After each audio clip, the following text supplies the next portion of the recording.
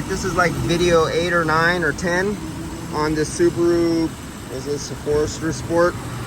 And didn't get a new filter in there. You've seen the clogged filter before, but what I wanted to show you was the mixed air temperature compared to the prowl temperature right here, from the hot engine, the exhaust, the hot condenser, the hot radiator blowing the air here.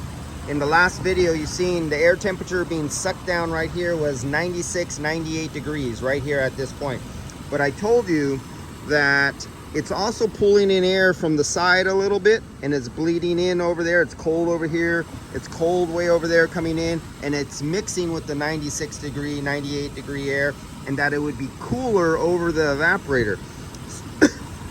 So you see 83, 84, 85 right there. 83, 84, 85, right around in there. About 10 degrees colder, because now I took the air temperature sensor that you seen the probe right here, and I moved it inside. And since I couldn't stuff it up in there with a filter, I plugged up the opening with the little book right here and a piece of paper, and I have the sensor back in there. So what it's reading is a mixture of the cold air that gets sucked up around all the cracks all over and mixes with the hot air. And so the true temperature of the air going over the evaporator is not what you measure out here. I just wanted to show that. Some cars it's drastically different. Say we take that temperature down there, on another car it might only be 70 degrees because it sucks in so much cold air from the side and leaks, and so little here.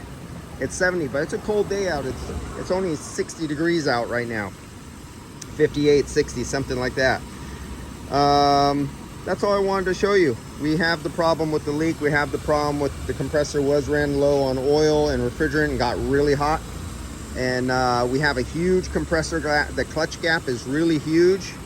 I'm letting it run a long time to see if the problem's gonna make the clutch disengage and then not re-engage, but they got to take care of that clutch gap.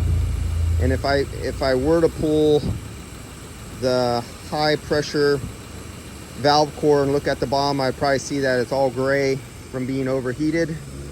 And we also had the one clutch relay that was bad, and that's it. So I'll see you guys later. And they're gonna make a decision of how far they want to go, because it just found out this is going up to Alaska. So do they want to take care of all the, oh, Frank, Congo base metal fab garage. Okay, I gotta grab that call there. So they got to find out how far they want to go. Since they're going to Alaska, I know they'll need a defroster to defrost in the winter time, so they'll have to have good working air conditioning. I know it does get like 80, 85 degrees in some parts of Alaska in the summertime with humidity, so they may want that air conditioning so it's get it done later or get it down now, because they got replace that expansion valve, I would replace that compressor. I wouldn't risk it, but the bare minimum, they got to adjust the clutch, because that's going to get the next problem and start burning up the clutch or just not re-engage. They got the original condenser down here, and the condenser is beat to hell. This is from 2011, and you guys know how often Subaru condensers leak. It just hasn't leaked yet, so they're lucky right there. But if you go through the expense of a new compressor, if you go to this route, you do everything else. You do the expansion valve, you do the condenser, you got the expansion out, flush out the evaporator, get that oil out, and use your full brand new charge of oil that'll come with the brand new compressor. Flush out, clean out your lines, and do everything. So we'll find out what the option is going to be, but I wanted to do that one more little experiment and show you the difference between the temperature being pulled here and which I could do that right now. So let's pull that out right there, close that up as best we can. Now we know that was 83, 84, 85 degrees. Now we'll take the temperature that's being pulled in here,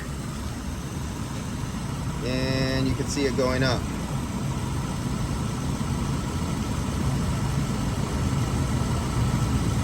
As that tip warms up, that temperature will go up. There you go, 96 degrees, 95, 96. So that's the difference. See you guys later. It was me trying to do this and make it to the other shop just wasn't gonna happen. The other shop called me really late in the day, like 3 o'clock, 2 o'clock I think it was. That's too late. You can't call me at 2 o'clock. I was already full. I was just trying to fit them in. And if I would have busted this out fast and took no videos, I would have made it to them and got those last 2 cars out. But I was already all hooked up and I was in teaching mode and I just wanted to show you guys. So I just kept popping out the videos on this car. See you guys later. I'm going home. Hey, I'm going home and the sun's still up. Look at that, the sun right there. I'm actually getting off, I think it's gonna be 5, but I'm actually getting off at 5. I'm not working till 6 or 7. All right, see you guys.